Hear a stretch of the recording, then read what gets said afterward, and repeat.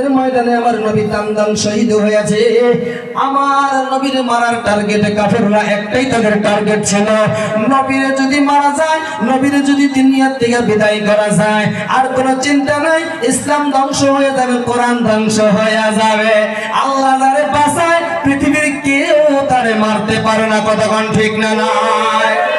আল্লাহ যারে মারে, পৃথিবীর কেউ তারে বাঁচাইতে পারে গো? পারে কি?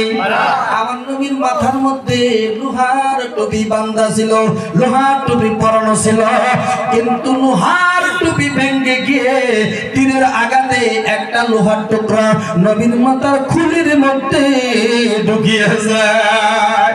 সাহাবীরা পাগল হয়ে গেল। এক সাহাবী দাঁত দিয়ে কামড়িয়ে ওঠার জন্য চেষ্টা করতেছে, কিন্তু তুলতে পারতেছে না। শক্ত করে টান দিয়ে উঠাইছে, শক্ত করে টান মারছে, সামনে দুইটা দাঁত ভেঙে গেছে, মুখ দিয়ে রক্তগুলো প্রবাহিত হইতেছে। আবার কামড় দিছে, আরো দুইটা দাঁত সামনের ভেঙে যায়। বন্ধু, যখন চারটা দাঁত সামনের যখন ভেঙে গেল, অন্য সাহাবী বলে এইভাবে পাগলামি ছেড়ে দাও, এইভাবে পাগলামি করা যাবে না, নবীর চিকিৎসার মাধ্যমে ভালো করা লাগবে। সাহাবী বলে আমার নবীর মাথার মধ্যে লোহার টুকরা বিন্দা থাকবে, আর আমি সাহাবীর সাফার মধ্যে দাঁত থাকবে, আমি সাহাবী সহ্য করতে পারবো না। পাগল হয়ে গেল। হায় হায়, এই মারির দাঁত দিয়ে শক্ত করে যখন টান দিয়েছে, নবীর মাথার দিকে লোহার টুকরাটা খুলে আসছে, খোলার সাথে সাথে তীরের মতন রক্ত প্রবাহিত হয়। অন্য একজন সাহাবী যাইয়া ওই রক্তগুলা চুষা চুষা চুষা চুষা পান করা আরম্ভ করছে। সুবহানাল্লাহ, যেরকম সুবহানাল্লাহ। শহীদের রক্ত পাক, শহীদানের রক্ত কিন্তু নাপাক নয়, শহীদানের রক্তগুলি পাক। তার কারণ শহীদানগুলো যেমনি অবস্থায় শহীদ হয়েছে, অমনি অবস্থায় তার দাফন করা হবে। যেরকম সুবহানাল্লাহ সুবহানাল্লাহ। কিয়ামতের দিন হাশরের ময়দানে কোটি কোটি মানুষের সামনে যারা শহীদ হয়েছে গো, রক্ত মাখা শরীর নিয়ে তারা উঠবে, তাজা তাজা রক্তগুলা শরীরের থেকে তাদের প্রবাহিত হবে। তারা বলবে আল্লাহ, ইসলামের জন্য আল্লাহর কোরআনের পক্ষে আমরা শহীদ হয়েছিলাম, এই যে রক্ত শরীরের মধ্যে দেখা যায়, এই রক্তের বিনিময়ে আমার নবীর হাজার হাজার গুনাহগার উম্মতকে আল্লাহ নাজাত করে দেয়। হাজার হাজার উম্মতকে আল্লাহ এই শহীদানের রক্তের বিনিময়ে মাপ দিয়ে দিবে, নাজাত দিয়ে দেবে। বন্ধুগণ আমার, মুরব্বী আমার, চাপার দিয়ে মানে শক্ত করে দাঁত গিলে যখন উঠাইয়া ফেলাইছে, নবীর রক্তগুলা প্রবাহিত হইতেছে, নবীর মাথার মধ্যে ব্যান্ডেজ লাগানো হলো। আমার নবী কোনো হুঁশ কোনো বেহুশ, কিন্তু আমার নবী ডেকে ডেকে বলে সাহাবায়ে কেরামদেরকে, এ সাহাবীরা শোনো। বলে কি? বলে এই যে যতগুলি শহীদান উহুদের ময়দানে আজকে শহীদ হয়েছে, শাহাদাত বরণ করেছে, প্রত্যেকটা লাশগুলি একটা জায়গার মধ্যে তোমরা লাইন করো, একটা জায়গার মধ্যে কাতার করো। একটা একটা লাশগুলা আইনা আইনা কাতার করতেছে, একটা একটা লাশগুলা কাতার করতেছে। সাহাবীরা বলে নবী গো, যতগুলি লাশ উহুদের ময়দানে ছিল, প্রত্যেকটা লাশ আমরা আজকে জমা করছি, কাতার করছি। আমার নবী বলে কতটা লাশ জমা করছা? সাহাবীরা বলে নবী গো, 68টা লাশ জমা করছি। 68টা লাশ জমা করা হয়েছে, শহীদান 68টা জমা করা হয়েছে। আমার নবী বলেন না না না, আমি স্বপ্নের মধ্যে দেখেছি 70টা উট আমি কুরবানি করেছি। আজকে উহুদের ময়দানে 70 জন সাহাবী শাহাদাত বরণ করেছে। যেরকম সুবহানাল্লাহ। উহুদের ময়দানে যখন গিয়েছিলাম, কিতাব পড়ছিলাম, বাস্তব যখন দেখলাম, দেখার পরে আর চোখের পানি তুলে রাখতে পারলাম না। 70 জন লাশ এখনো ওই কবরের মধ্যে আছে, চতুর্দিক দিয়ে বাউন্ডারি করা আছে। সৌদি আরব সরকারে বাদশাহ এখনো ওই জায়গাটা বাউন্ডারি করে ঘেরাও করে রাখছে। তামাম পৃথিবীর হাজী সাহেবরা গিয়ে ওই জায়গার মধ্যে চোখের পানি পালাইয়া পালাইয়া দোয়া করতেছে, আল্লাহ এই জায়গার মধ্যে 70 জন শহীদ হয়েছিল, আর তাদের কবরগুলো এই জায়গার মধ্যে আছে। আল্লাহর বরকতে আমাদেরকেও ক্ষমা করে দাও। উহুদের ময়দানে আমার নবী বলে আরো দুইটা লাশ আছে খোঁজো। সাহাবীরা পাগল হয়ে গেল, খুঁজতেছে খুঁজতেছে খুঁজতেছে, খুঁজতে খুঁজতে খুঁজতে খুঁজতে উহুদের পাহাড়ের সাথে আরেকটা পাহাড় আছে রোমা পাহাড়। ওই রোমা পাহাড়ের পাদদেশে গিয়ে দেখে রে একটা আঙ্গুল কাটা, আর একটা হাতের কবজা কাটা, আর একটা হাতের কবজা কাটা। নারী বুড়িগুলি আলাদা আলাদা হয়েছে, কলিজাটা আলাদা হয়েছে। বদমার জন্য নাকটাও কেটে দিয়েছে, চোখ উঠে দিয়েছি, গর্দানটা আলাদা করে দিয়েছি। সাহাবীরা দেখে আর লাশটা চিনতে পারে নাই। আমার নবীর কাছে দৌড়ে আসছে, নবী গো আর একটা লাশ পাওয়া গেছে। আমার নবী বলে কার লাশ, কার লাশ? কয় নবী গো আমরা চিনতে পারি নাই, আপনি আমার সাথে চলেন। আমার নবী দুর্বল হয়ে গেছে, কিন্তু বালকেরা হাঁটতে পারে না। দুইজন সাহাবীর কাঁধে বর দিয়া বর দিয়া বর দিয়া পাউটা জমির মধ্যে শিশরি শিশরি যায়। নবী গিয়ে দেখে রে সাহাবীরা এই লাশ তোমরা চিনতে পারো নাই। সাহাবীরা আমার নবীকে আমরা চিনতে পারি নাই। ওই লাশটা না হলো আমার চাচা, আমার কলিজার টুকরা হযরতে হামজা রাদিয়াল্লাহু তাআলা লাশ। জোরে কান সুবহানাল্লাহ।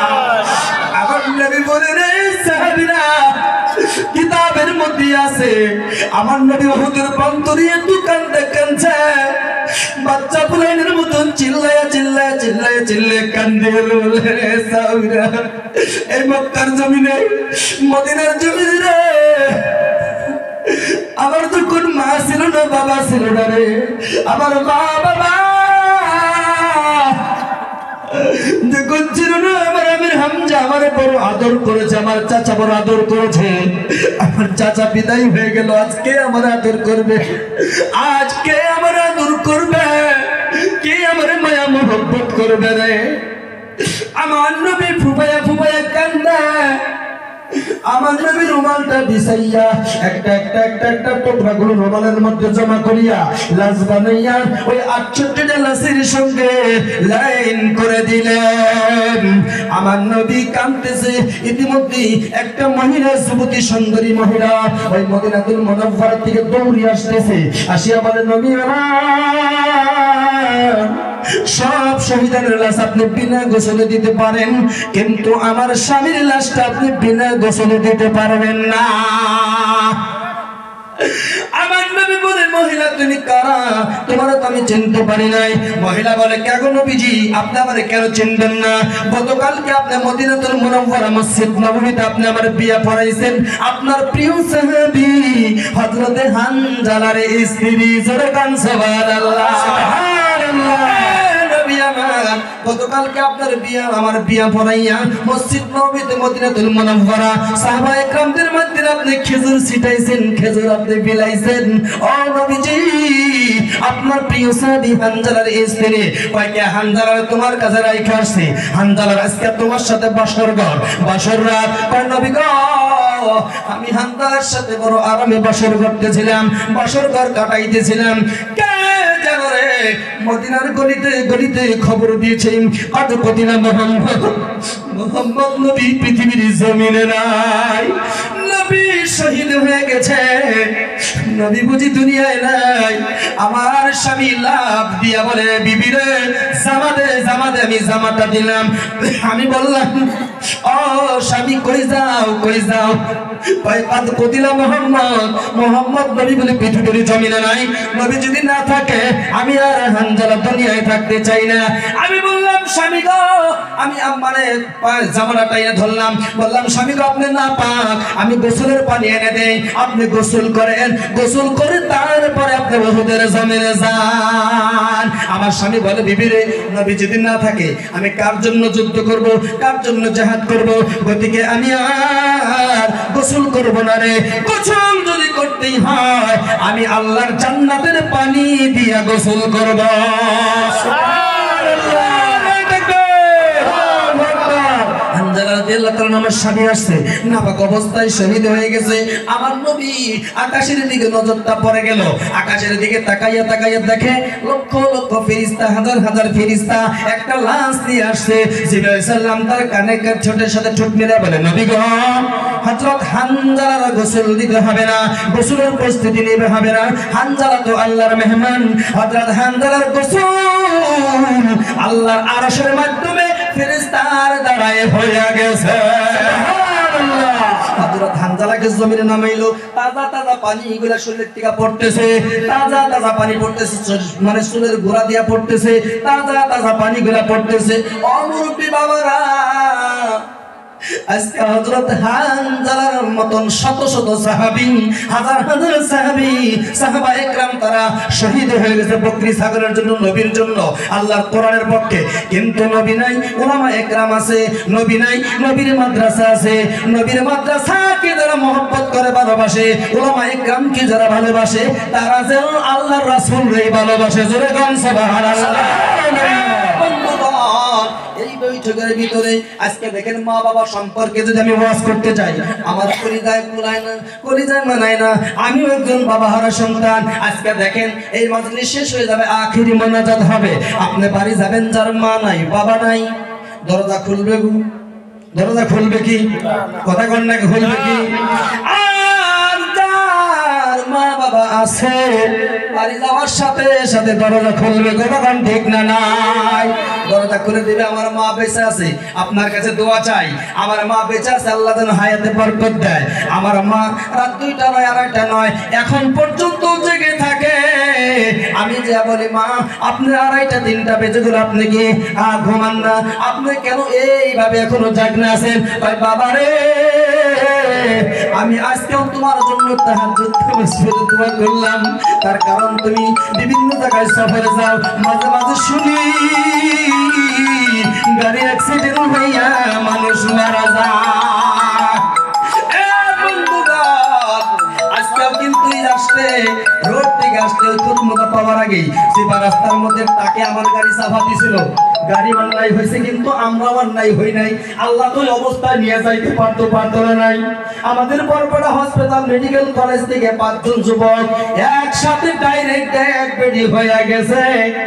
ওই নলবাড়ি জেলায় রসমেলা গিয়েছিলেন, 5 জন যুবক ডাইরেক্ট একসাথে ডেড বডি হয়ে গেল। কিন্তু দুনিয়ায় আসার সিরিয়াল আছে, কিন্তু যাওয়ার সিরিয়াল নাই। বর্তমান আমার আজকে যদি আমার নবী এই জায়গায় উপস্থিত হয়ে যায়, নবীর জন্য সাহাবা একরাম জীবন দিছে, দিছে না নাই? নবী যদি আয়েশা বলে, এ দেশের মুসলমান, এ দেশবাসী মুসলমান, এ এলাকাবাসী মুসলমান, এ গাঁওবাসী মুসলমান, আমি মদিনার জমিন থেকে আসলাম, আমি নবীর জন্য তোমরা রেডি হয়ে যাও, আমি নবীর জন্য ঘর বাড়ি ছাড়ো, আমি নবীর জন্য মাল জান মাল সময় শক্তি সংসার সম্পত্তি সব বিক্রি করে দাও। আমরা রাজি হব না নাই? কারা কারা রাজি হব নবীর জন্য? হাত তুলে দেখি। না,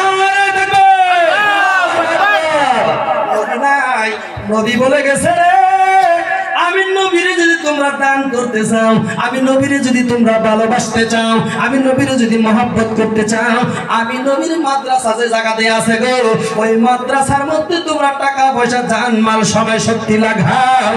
আমার মদিনার কামলিওয়ালা নবী হাসরের ময়দানে তোমার চিহ্ন করে নিয়া তোমার জন্য সাফায়াত করবে, আল্লাহর জান্নাতে যাওয়ার জন্য, আল্লাহর জান্নাত নথি করার জন্য আমার নবী হাজির। সেই দিন বলবে যে সমস্ত আমার উম্মতের দলেরা আমার মাদ্রাসাগুলিকে মহব্বত করেছে, কোরআনওয়ালাকে মহব্বত করেছে, তালিব ইলমকে মহব্বত করেছে, কাসিম নানুতুবি রাহমাতুল্লাহ আলাইহি কুলির কাম করছে তালিব ইলমের জন্য।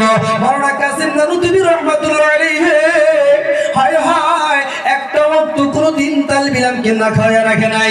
এই মাদ্রাসার তালিব ইলমের ঘর বানিয়ে দেওয়ার জন্য, এই মাদ্রাসার তালিব ইলমের ঘর বানিয়ে দেওয়ার জন্য আল্লাহকে ওয়াস্তে মার নামে বাবার নামে আমি বলি না যে আপনার মানে আপনার জীবনটা, আপনার মাল ধন সম্পদ যা কিছু সব বিক্রি করার, আমি তা বলি না। কিন্তু আজকে নবীর পক্ষে, নবীর জন্য, নবীর খুশি করার জন্য, আল্লাহর পক্ষে মা বাবার নামে, মা বাবার মাগফিরাতের নামে আপনার জীবনটা কোরআনের সাথে কুরবানি করে দেওয়ার জন্য। আল্লাহকে ওয়াস্তে কোন বাবার সন্তান আছে গো একজন মানুষ এই মাজলিস থেকে আমি চাই, আমি মুসাফিরের দোয়া আল্লাহ কবুল করে। তিনজনের দোয়া আল্লাহ ফেরত দেয় না। এক নম্বরে যদি হায় হায় মুসাফির যদি দোয়া করে গো, দুই নম্বর যদি মা বাবার জন্য কোন আপন সন্তান দোয়া করে, তিন নম্বর মজলুম যদি বাচ্চার জন্য দোয়া করে, এই তিনজনের দোয়া আল্লাহ ফেরত দেয় না। এক নম্বরে আমি দেখতে চাই কোন বাবার সন্তান আছে এই আল্লাহর নবীর ঘর মাদ্রাসার জন্য, এই তালিব ইলমকে খানার ব্যবস্থা করে দেওয়ার জন্য, তালিব ইলমের ঘর বানিয়ে দেওয়ার জন্য, এই মাদ্রাসার উন্নতি কল্পে ৫,০০০ টাকা দেনওয়ালা আল্লাহর একজন গোলাম দাঁড়িয়ে যাও, আমি তোমার জন্য দোয়া করে দিব। আল্লাহ তোমার কামাইতে বরকত দিবে, আল্লাহ রিজিকে বরকত দিবে। নবীর হাতে হাত মিলাইয়া হাসরের ময়দানে আল্লাহ তোমার নবীর হাতে হাত মিলিয়ে জান্নাতের বাসিন্দা বানিয়ে দেব। আল্লাহর কোন গোলাম আছো, আল্লাহর কোন বান্দা আছো, মা বাবার নামে, মা বাবার মাগফিরাতের নামে, মা বাবার কোন সন্তান আছে গো, মা বাবার কোন পাগল আছে গো, আল্লাহকে ওয়াস্তে ৫,০০০ টাকা আপনি দিবেন। কি নাম? রফিজউদ্দিন সরকার। নারে তাকবীর, আল্লাহু আকবার। দাদা রফিজউদ্দিন সরকার সবাই এক মিনিটের জন্য হাত তুলে ধরলো। নবীর মায়া মহব্বতের চোখের পানি ভাইছে রে আল্লাহ। আমি দেখলাম ৫,০০০ টাকা চাইলাম, ১,০০০ টাকা নগদ দিয়ে আর ৪,০০০ টাকা বাদে দিয়ে দিতে, আরো ৪,০০০ টাকা পরে দিবে আল্লাহ। নবীর মায়া মহব্বতের চোখের পানি ফেলাইলেন, স্বপ্নের মধ্যে নবী দেখা দেয়। আল্লাহ তোমার নবীরে তুমি এই মুরব্বিরে তুমি দেখাইয়া দিও, বাস্তব জীবনে নবীর রোজায় সালাম দেওয়ার তৌফিক দাও, মক্কা তোমার ঘর বাইতুল্লাহ তওয়াফ করার তৌফিক দাও। মা বাবা আছে কিনা জানি না রে আল্লাহ, মার কবরটা বাবার কবরটা ৫,০০০ টাকার বিনিময়ে আল্লাহ তুমি জান্নাতের টুকরা বানিয়ে দাও। ও রব্বুল আলামিন, আমি মুসাফির, এত বড় টাকা আজকে চাপা দিয়েছিল, ওই অবস্থায় তুমি নিয়ে যাইতে পারতা। আল্লাহ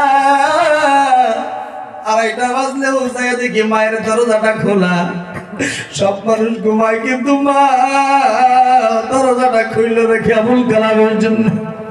ও মাবুদ, মা দোয়া করছিলেন তার কারণে তুমি মুসিবত দেও না, তুমি উঠাই আনিস আল্লাহ। আল্লাহ আমি মুসাফিরের দোয়া করলাম, আমার এই মুরব্বির দান তুমি কবুল করে নাও। আপনাদের ময়দানে তোমার নবীর হাতে হাত মিলিয়ে জান্নাতের বাসিন্দা বানিয়ে দাও। মা বাবারে আল্লাহ তুমি জান্নাতের বাসিন্দা বানিয়ে দাও, কামাই রুজিতে আল্লাহ তুমি বরকত দিয়ে দাও। আমিন বিরহমাতিকা ইয়া আরহামার রাহিমিন। নারে তাকবীর, আল্লাহু তাকবীর, আল্লাহু আকবার। এই মুরব্বি সাকিব ২ নম্বরে আমি আরেকটা দোয়া করি। ২ নম্বরে কোন বাবার সন্তান আছে ৫,০০০ টাকা আমি মাদ্রাসার জন্য দিয়ে দিব, তালিব ইলম লেখাপড়া করবে, তালিব ইলমের ঘর তারা বানায় দেয়। মদিনার নবী বলে সে যেন জান্নাতের মধ্যে ঘর বানাইলো। জোরে কান সুবহানাল্লাহ।